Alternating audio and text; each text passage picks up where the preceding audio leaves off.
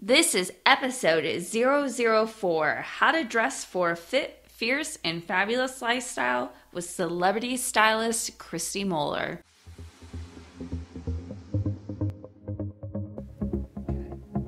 Hello, and welcome to the Fit, Fierce, and Fabulous podcast.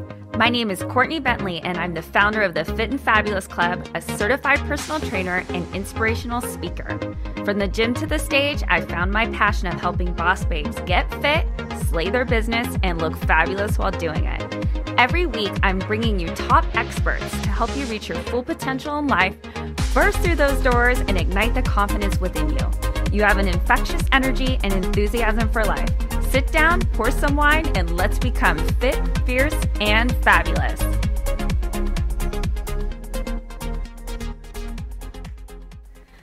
I'm bringing my good friend locally here in Las Vegas, celebrity stylist Christie Moeller. In this episode, we dive deep and we talk about why wearing lipstick is the key to success, how to deal with awkward, weird people in work situations, and why you need to dress up every single day. This episode really made me think about how I dress in a day-to-day situation. You know, I work from home most of the time, so what do you think I wear? Sweats? Pajamas? Yep, correct.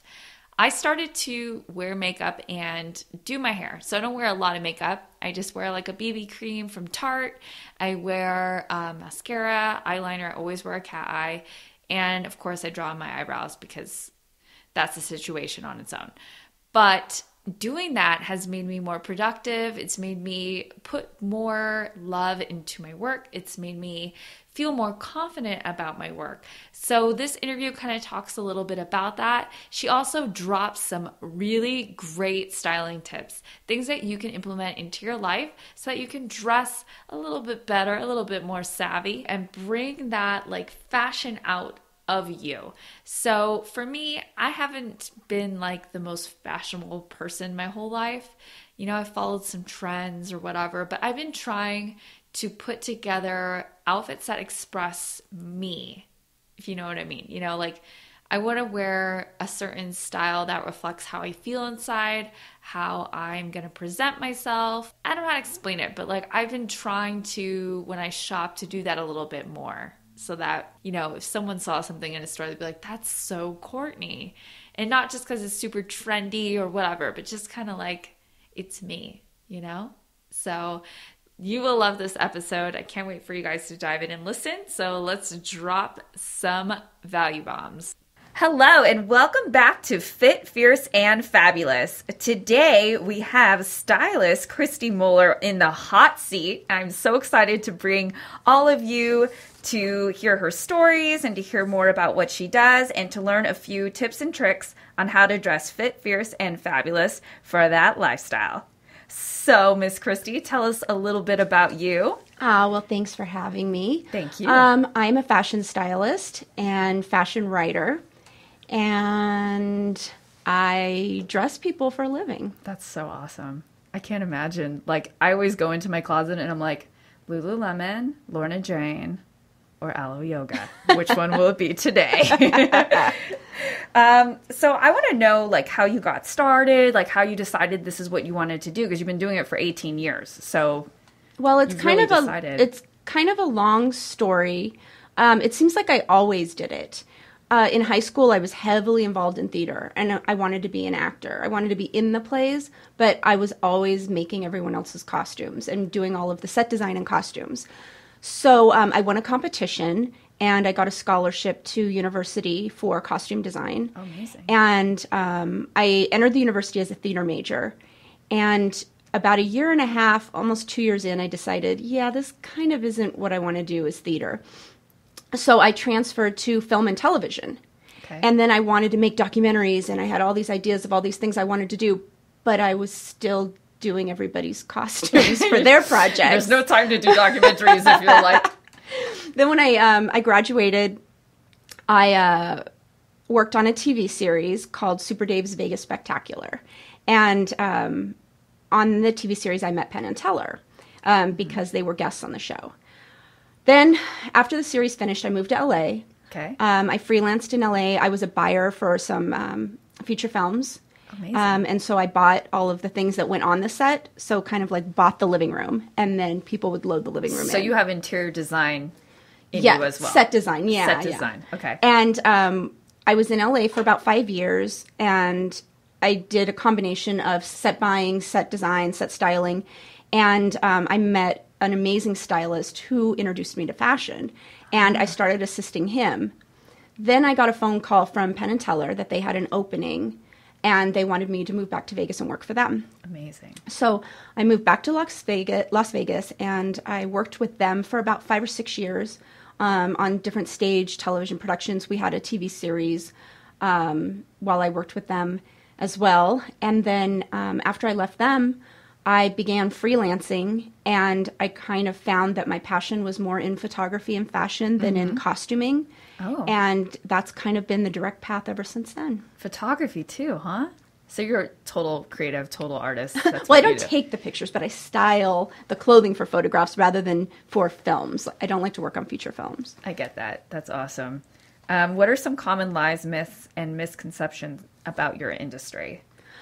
Like, what are some things that people don't know about being a stylist? Like, you can't just one day wake up and be like, I'm going to be a stylist. Well, apparently these days people think they can. They just announce that they're a stylist, and then they get involved in a job and they don't know what they're doing because they have absolutely no training. But I would say one of the biggest misconceptions is that, this is what I hear every time. Oh, you're a stylist? Your job must be so much fun. All you do is shop all day. Well, yes, I shop. But I'm usually shopping for a specific thing in a specific size in the wrong season. So in December, I'm looking for an all-white bikini. Or in July, I'm looking for a parka, a scarf, and a knit beanie. So it's not as fun as just going out and shopping, like spending your days shopping.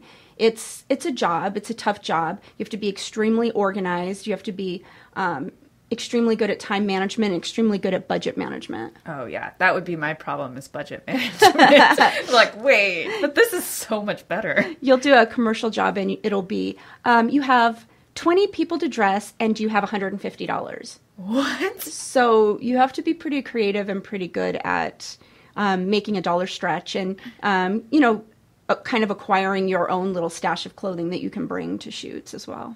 Really interesting. If you were to say, what was it like being an assistant to someone else? Do you feel that that was a good time that you really grew into what you do now? Do you feel like those skills and things that you learned during that time helped you kind of launch pad into this career?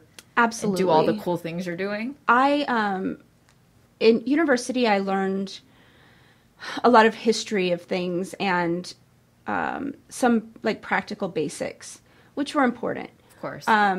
But working in the field is a completely different animal. I feel like there are so many skills. Working for Penn & Teller, I learned more than I probably learned in college. Wow. It was like a crash course in just figuring it out, making things work, and realizing there's no time for crybabies. You're on the spot, you have to make it work, you have to figure it out, and it has to happen. I think that's one of the most important things in becoming a stylist is interning and assisting another stylist, because that's where you learn the set etiquette, the techniques that stylists use. You're not going to learn that in a school. Yeah. And you can't just show up on set because you can dress yourself cute and think that you're a stylist who can dress people in different genres, different body types, different styles, and do it the right way. There's certain ways that things are done on set, and you have to learn that. I totally get that. I definitely learned most of what I know in training and in fitness is because I spent a year basically working at a community college gym, kind of like a intern type thing. And I learned to work with all sorts of different people, but that also helped me find my passion. Because I was like, I don't want to work with that type of person. I like to work with women and this and that. But I wasn't able to discover that until I put myself into the industry and saw what it was and what it was like and, the things you have to deal with, which they can't really teach you in a textbook. Right, they can't. Top 3 things in your stylist bag. Oh, there's so many things in my bag. You can only pick 3. Okay, in the bag, not my actual equipment that I use. Let's see, in my bag. Equipment? Well, I need a steamer. I need a wardrobe rack. Okay. I would say that's in my bag, my set bag that I carry with me all the time would be Top Stick, which is double stick tape. Okay. I was like, what's this? It's really tape for toupees. It's like men's toupee tape to hold the toupee on. Oh. But what it does is it's kind of like, I guess the retail market calls it like fashion tape. Okay. It's to hold clothing in place. Okay. So Top Stick is definitely has to be in the bag. Binder clips, because we use them to clamp clothing. Okay. If it's a little bit too big or it looks too big in the shot, we clamp the clothing. And scissors. I mean, I'm always cutting thread, cutting something. I'm cutting something. You're always cutting something. I always have scissors with me because I'm always like, oh, I have to cut my eyelash, or like my eyelash is falling off. I better like figure this out. But I definitely think those are things that people should have, because I have a lot of bloggers who listen. So maybe the binder clips would be really good for them to style their clothes to make them look better in photos and stuff. Right, absolutely. I didn't even think about that. Sometimes in real life something looks great, but in a photo you can see that the waist looks a little big. So you just use a little clamp in the back and it's good. That's good. That's a great tip. What is it like when you go into a set? You don't know anybody. You don't know who you're going to be working with. How do you handle that? I think it's become second nature now to just be in rooms with people that you don't know. It's maybe when I first started years ago, you had anxiety like, oh, I don't know anyone here.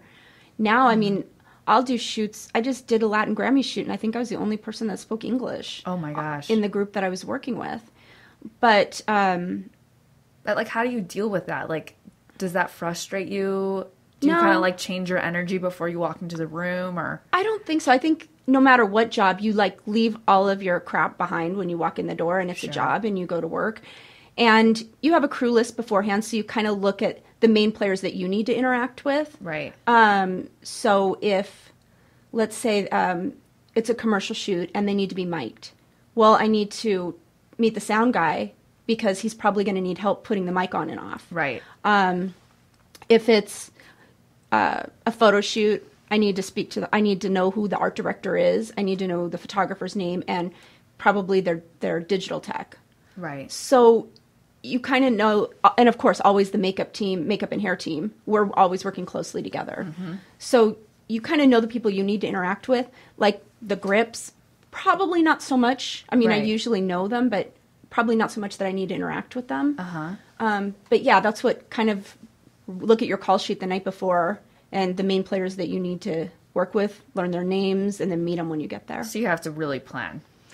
Yeah, that's what I was saying is you have to be so organized and have everything planned out and know what you're doing and where you're going each day because every day is different. Everything's different. Are you shooting outside? Are you shooting inside? Last week I was shooting outside in the middle of the desert and it was freezing. So I saw one of the people on the crew was like, oh, I didn't even bring a jacket today. I'm like, you didn't see on the call sheet we were shooting outside all day and it's like 32 degrees? Yeah, you got to plan for that stuff. What is one thing that you can tell my listeners to do to help them succeed in their business, in their life? Like, what's something that you've done that you feel like has launch padded you to where you are today? Skyrocketed. I don't know about skyrocketed me anywhere, but... You're doing some pretty amazing things, girl. I think the key to anything is repetition. Mm-hmm. And I think just being tenacious and not giving up. Okay. One bad day doesn't make your whole career. I love that. And I think that the more you do it, the better you are. Yeah. So if you're trying to be a stylist, do free tests with a photographer and a model. Just make sure it's a good photographer and a good model and a good hair and makeup person. Don't just test with anyone. But the more you test, the more practice you have. And I'm not talking about styling yourself. Right. That's a whole different thing. Dressing yourself and being cute is different than being a stylist. But repeat. Keep doing it. Research. Watch fashion shows. You have to want it. Yeah. Oh, I completely agree. I think in anything, you have to deep down, like deep-rooted, really want it. Yeah, you have to go all in. You have to know what the trends are. You have to watch all the fashion shows. If you can't be it for Fashion Week, stream them. You can watch everything digitally these days. So stream the fashion shows. Read the magazines. Practice. what types of roadblocks have you come across as a businesswoman? What are some things that have like almost... Have you ever had a moment where you wanted to just give up? And what did you do to overcome that? All the time. Because in 18 years, I'm sure you've experienced. I think it's like you get to where you're like, I'm too old for this crap. I think some of the biggest roadblocks are like yourself. Just getting over certain things. Learning how to deal with different personalities. I think when I first started styling, I took everything so personally because I care. I really care about what I do, so it's important to me. And I think this goes across for any business, is taking everything so personally and realizing there's a difference between personal and business. Right. And you can care about your business, but don't take it that everything's being attacked at you. Because somebody doesn't like a red dress, it doesn't mean that they don't like your styling or what you did. Right. It's separating, taking things personally from what's business. And I think the other side of that is seeing there's two sides to everything. Right. And trying to see the other person's perspective. There's a joke around town that everyone says that I have the a-hole factor. And it's that when there's really difficult people, I tend to get along with them really well. What? Yes. And everyone will say, oh, that person's such a jerk, you don't want to work with them. Oh, but Christy gets along with them. I think the thing is, and this is something I think I learned working for Penn & Teller, is that sometimes people may see someone as there's a difference between a difficult person and somebody that's just mean. Right. I totally get that. I think that sometimes people that are perceived to be difficult are people that are professional, care about what they want, know what they want, and know the direction that they want to be in. They have a clear vision of what things need to be, and they're not afraid to express it. And they don't let stuff get in the way. They're like, this is what I want. Yes, and I totally understand that. You tell me what you want, I'm getting it for you. I don't find that difficult. I'm not going to insert my personal style onto someone else. Right, because that's not your job. This is when I'm dealing with, like, a client or a celebrity versus a fashion shoot. Fashion shoot's totally different.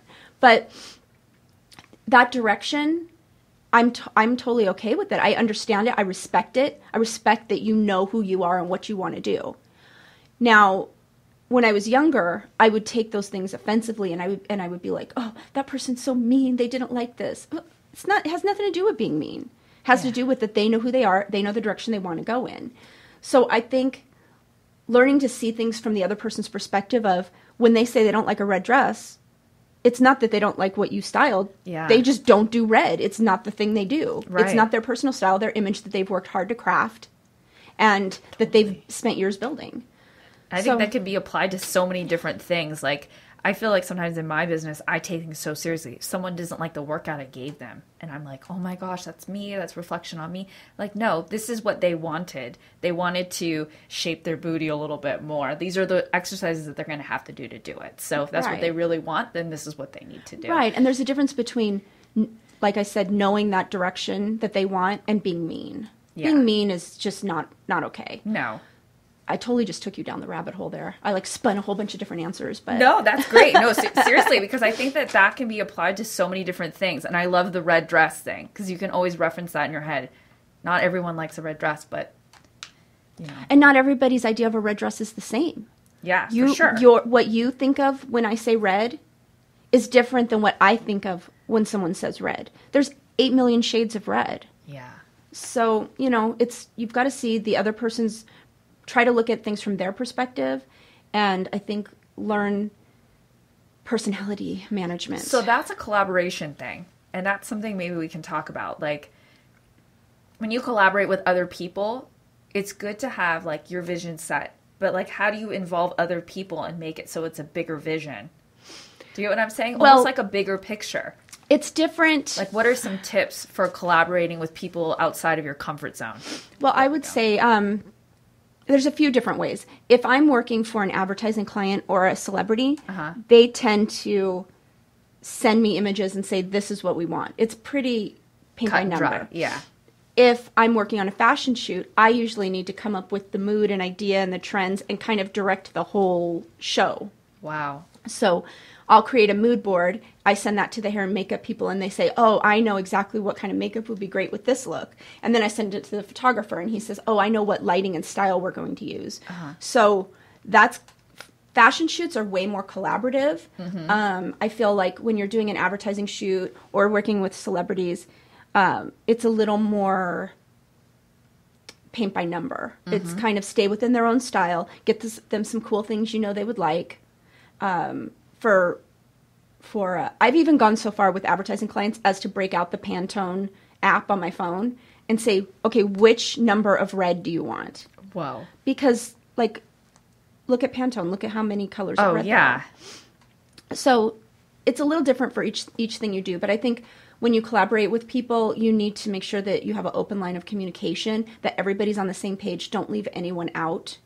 And make sure that all of your ideas are working in harmony, not working against each other. I love that. I absolutely love that harmony.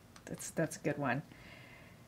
What are some choices that you've made that made you who you are today? I know that's a crazy question, but like you think about it, and there's some shifts that probably happened in your life that... I mean, a big shift was choosing to leave LA and come back here. I mean, that was a big decision. Choosing to leave a secure job to freelance, that was a big decision. Wow. Huge adjustment. Yeah. To not have, a regular paycheck and get your paycheck every 60 to 90 to 120 days, depending on after you stalk people and try to get your money.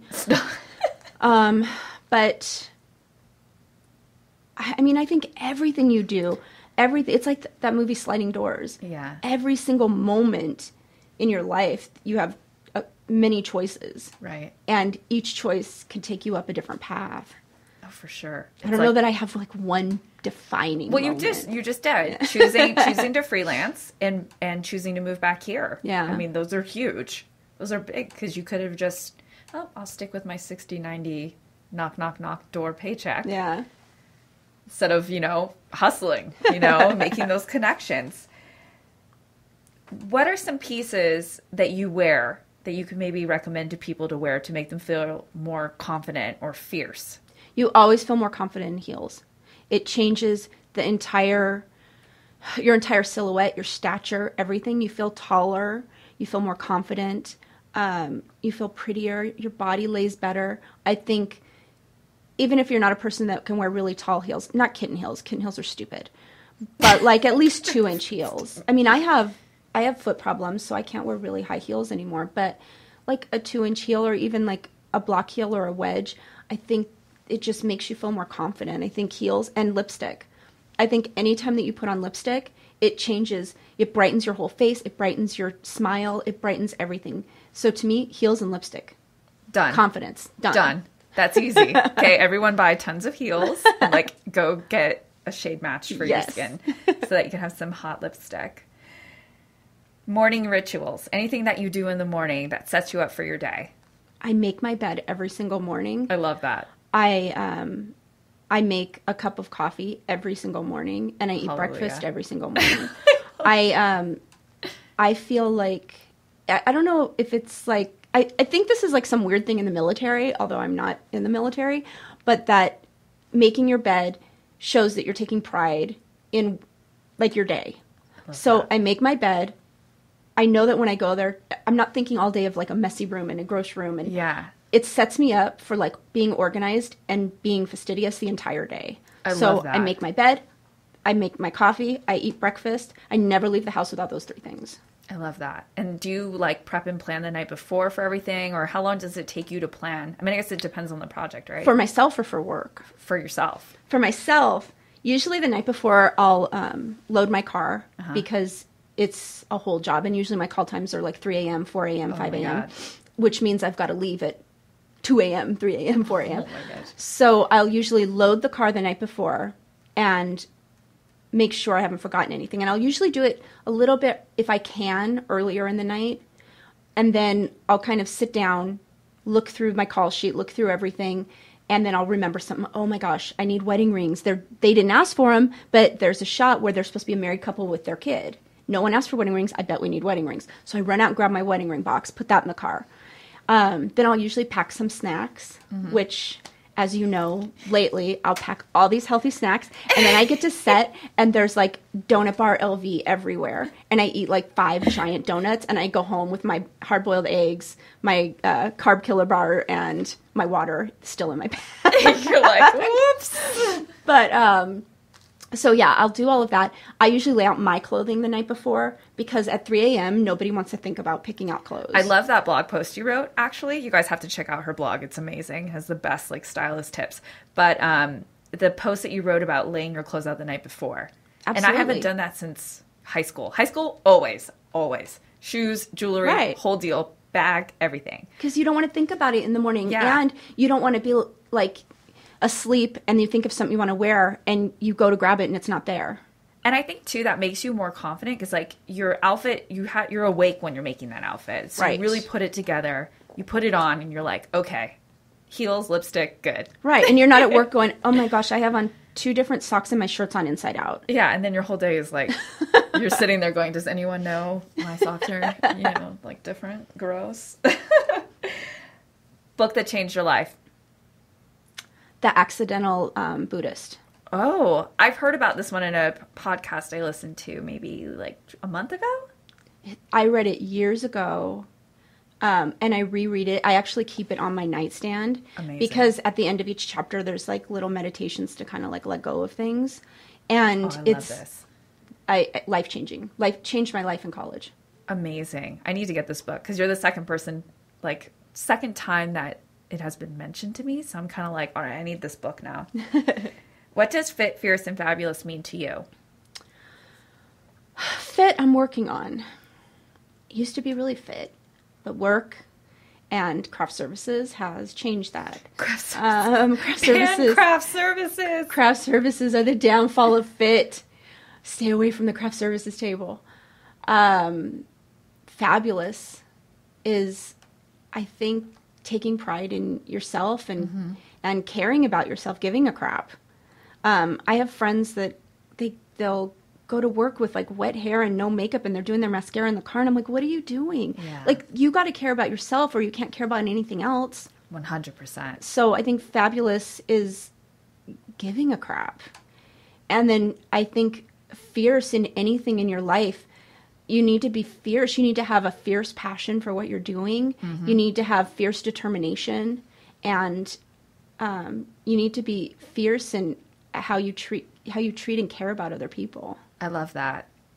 That's definitely something about how you treat yourself and how that kind of reflects upon how you're caring about other people. Because like you said, showing up with your bed unmade, unmatched socks, like how are you able to, if you can't care for yourself, how are you going to care for other people? Right. You're just something so simple, making your bed, putting out your outfit. It doesn't have to be like perfect, but just, keep yourself together. The outfit could be a t-shirt, jeans, and tennis shoes, but you took some pride in putting that out and putting it together and caring about it. Pride.